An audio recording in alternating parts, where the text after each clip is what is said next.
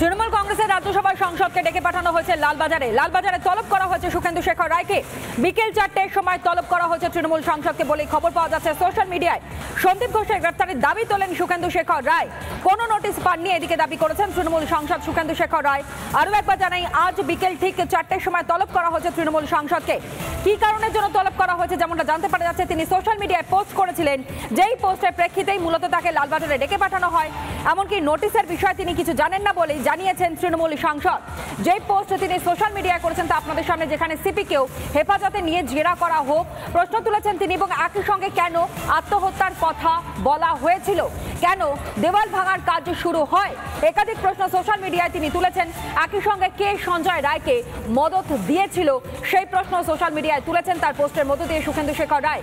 কেন পুলিশ কুকুর 3 দিন পর আনা হয় সেই স্থানে, এরকম 100টা প্রশ্ন জিজ্ঞাসা করতে হবে তৃণমূল সাংসদ সুখেন্দু শেখর রায়। সেই পোস্ট যা সোশ্যাল মিডিয়ায় তিনি করেছেন সেই পোস্ট আপনাদের সামনে তুলে ধরছে। সিবিআই সঠিকভাবে তদন্ত করুক, প্রাক্তন অধ্যক্ষকে হেফাজতে নিয়ে জেরা করা হোক সেই বিষয়ে কিন্তু তিনি দাবি জানাচ্ছেন, এবং একই সঙ্গে সিপির ভূমিকা নিয়ে, কলকাতা পুলিশের ভূমিকা নিয়ে, এবং কেন সেখানে 3 দিন বাদে পুলিশ কুকুর গেল সেই সমস্ত বিষয়ে প্রশ্ন তুলে রীতিমতন সোচ্চার হয়েছেন তিনি। আর এই পোস্ট সোশ্যাল মিডিয়াতে করবার পরই তাকে ডেকে পাঠানো হয় লালবাজারের তরফে। তাকে ডেকে পাঠানো হয়েছে আজ ঠিক বিকেল 4টের সময়, যেমনটা খবর আমরা পাচ্ছি। সোশ্যাল মিডিয়াতে সন্দীপ ঘোষের গ্রেফতারের দাবি তোলেন সুখেন্দু শেখর রায়। অন্যদিকে আপনারা এও জানেন যে লকেট চট্টোপাধ্যায় বিজেপি নেত্রী, তাকেও ডেকে পাঠানো হয়েছে, এবং দুজন বিশিষ্ট চিকিৎসক তাদেরকেও ডেকে পাঠানো হয়েছে লালবাজারে। লকেট চট্টোপাধ্যায় এই নিয়ে কি বলেছেন, সুখেন্দু শেখর রায়কে যে লালবাজারে তলব করা হচ্ছে সেই নিয়ে কি বলেছেন লকেট চট্টোপাধ্যায়, শোনাই। বাবা, ধন্যবাদ জানাবো, রাজনৈতিক রংকে দূরে ফেলে দিয়ে আজকে উনি সাধারণ মানুষের মতোই প্রশ্ন রেখেছেন, আমাদের মতো প্রশ্ন রেখেছেন। এবং অ্যাকচুয়ালি কি আছে, এরা শান্তনু সেনকে দেখেছেন, তিনিও বলার, যেই বলতে শুরু করেছেন তাকেও পদ থেকে বরখাস্ত করা হয়েছে। আজকে সুখেন্দু শেখর রাজ্যসভার সদস্য রয়েছেন, তাকেও নানাভাবে প্রবলেমের সম্মুখীন হতে হয়েছে মুখ খুলেছেন বলে। মানে এখানে তৃণমূলের সরকার কখন শুধু ভোট চায়, বিচারের জন্য সরকার আসেনি, ভোটের জন্য সরকার এসেছে। ভোট নেওয়ার জন্য রিগিং করে ভোট নেব, ছাপ্পা ভোট করার জন্য এই সরকারটা আছে, মানুষের কোনো দিন বিচার দেবে না। সুতরাং এটা যত এরকম করবে, আমি আশা করি তৃণমূলের মধ্যেও অনেকে রয়েছেন, তারাও আস্তে আস্তে করে মুখ খোলা শুরু করবে। লকেট চট্টোপাধ্যায়ের বক্তব্য আপনাদের সামনে তুলে ধরলাম। অন্ততপক্ষে তিনি ধন্যবাদ জানিয়েছেন যে কোনো রকমের কোনো রাজনৈতিক রং নয়, এবং একই সঙ্গে লালবাজারে যে তলব করা হচ্ছে তা নিয়েও তিনি মন্তব্য করলেন, যেমনটা আমরা দেখতে পেলাম। আর একই সঙ্গে প্রদেশ কংগ্রেস সভাপতি অধীর রঞ্জন চৌধুরী এবং একই সঙ্গে গৌতম দেব, তৃণমূল কংগ্রেসের নেতা, কি বলেছেন শোনাই। শুধু গ্রেপ্তারি করলে তো হবে না, এরা গোটা তদন্তটাকে বিপথে পরিচালনা করার চেষ্টা করেছে। সিপিকে নিজে প্রেস কনফারেন্স করে আন্দোলনকারীদের বিরোধিতা করতে হচ্ছে, মানুষকে বোঝাতে দায়িত্ব নিতে হচ্ছে, কার নির্দেশে কেন। তো স্বাভাবিকভাবেই সিপি সন্দীপ ঘোষ যাদের কথা বলা হচ্ছে, এতে শুধু কাস্টোডিয়াল ইন্টারোগেশন নয়, নার্কো টেস্ট করা দরকার। তৃণমূল দলের সবাই অমানবিক হয়ে গেছে, কথাই বলতে পারবো না। দেখুন, তৃণমূল দলে যারা মিছিল করছে তাদেরকেও কানে কানে জিজ্ঞেস করুন, তারা কিন্তু দুঃখ পাচ্ছে, তারা কিন্তু কিছু করার নেই তাদের, কারণ তারাও কেউ মহিলা, তাদের ঘরে মা বোন আছে, তাদের ঘরে মেয়ে আছে, নাতনি আছে, সবাই আছে।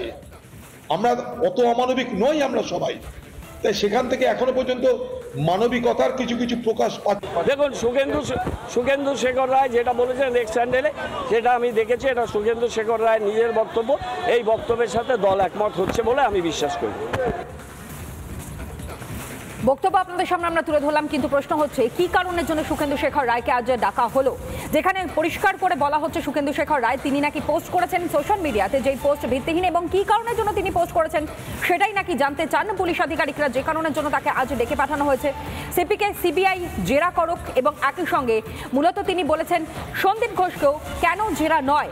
আরও একবার সেই পোস্ট আপনাদের সামনে রাখছি, যেখানে সিবিআই সঠিকভাবে তদন্ত করুক এবং একই সঙ্গে প্রাক্তন অধ্যক্ষকে হেফাজতে নিয়ে জেরা করা হোক প্রশ্ন তুলেছেন এমন দাবি তুলেছেন সুখেন্দু শেখর রায়। সিপিকেও হেফাজতে নিয়ে জেরা করা হোক, জেরা করুন। এবং তারই সঙ্গে তিনি লিখেছেন কেন আত্মহত্যার কথা বলা হয়েছিল। সুখেন্দু শেখর রায় তৃণমূল সংসদের যে পোস্ট, সেই পোস্ট আপনাদের সামনে তুলে ধরছি। কেন দেওয়াল ভাঙার কাজ শুরু হয় এবং তারই সঙ্গে কে সঞ্জয় রায়কে মদত দিয়েছিল সেই প্রশ্নও তিনি এই সোশ্যাল মিডিয়ার মাধ্যমে এই পোস্টের মধ্য দিয়ে তুলেছেন। কেন পুলিশ কুকুর 3 দিন পর সেই জায়গায় নিয়ে আসা হয় এবং এরকম 100টা প্রশ্ন জিজ্ঞাসা করতে হবে বলেও সোশ্যাল মিডিয়ায় তিনি পোস্ট করেছেন। তিনি সোচ্চার হয়েছেন এবং তারপরেই লালবাজারের তরফ থেকে তাকে ডেকে পাঠানো হয়েছে বলে খবর পাওয়া যাচ্ছে এবং আজ বিকেল 4টে তলব করা হয়েছে তৃণমূলের সাংসদ সুখেন্দু শেখর রায়কে। এর আগে আমরা দেখেছি তৃণমূলের প্রাক্তন সাংসদ শান্তনু সেন তিনি সোচ্চার হয়েছিলেন এবং তার শান্তনু সেনের সোচ্চার হওয়ার পরই আমরা দেখলাম তাকে মুখপাত্রের পদ থেকে সরিয়ে দেওয়া হয় এবং তিনি যে দায়িত্বে ছিলেন সেই দায়িত্ব থেকেও তাকে সরিয়ে দেওয়া হয়। আর এবার সুখেন্দু শেখর রায় তিনিও সোচ্চার হয়েছেন এবং এই সোচ্চার হওয়ার মধ্যেই কিছুক্ষণের সময় তারপরেই তাকে লালবাজারে তলব করা হয়েছে বলে জানতে পারা যাচ্ছে। বিকেল 4টের সময় তলব করা হয়েছে তৃণমূল সাংসদ সুখেন্দু শেখর রায়কে।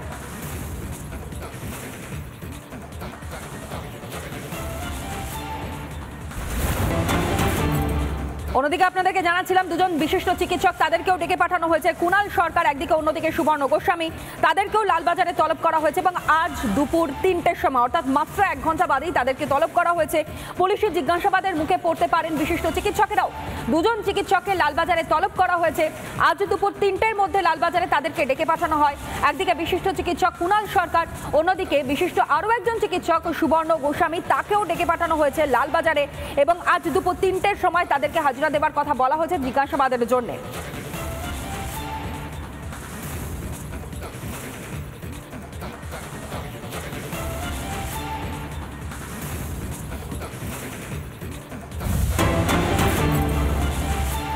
অভয়া হত্যাকাণ্ডের প্রতিবাদে মিছিল জুনিয়র চিকিৎসকদের, দিকে দিকে প্রতিবাদ চলছে, যার মধ্যে অন্যতম কলেজ স্কোয়ার থেকে শ্যামবাজার পর্যন্ত এই পদযাত্রা, যে পদযাত্রার ছবিটা আপনারা দেখতে পাচ্ছেন, পদযাত্রা জুনিয়র চিকিৎসকদের সংগঠনের ছবি আপনাদের সামনে তুলে ধরছি, যেখানে তারা বিচার চাই বলেই প্ল্যাকার্ড হাতে নিয়ে বৃষ্টি মাথায় নিয়েই তারা আজ বেরিয়েছেন পথে। বিচারের দাবিতে তারা পথে নেমেছেন। ওয়েন্দ্রিলা আমাদের প্রতিনিধি এই মুহূর্তে সরাসরি আমাদের সঙ্গে রয়েছে। ওয়েন্দ্রিলা, এই মুহূর্তে ছবিটা জানবো। একদিকে প্রবল বৃষ্টি, অন্যদিকে পুলিশি মাইকিং চলছিল, কোনো রকমের কোনো জমায়েত নয়, কোনো মিছিল নয়, কোনো মিটিং নয়, তারই মধ্যে এই সমাবেশ, এই কর্মসূচি।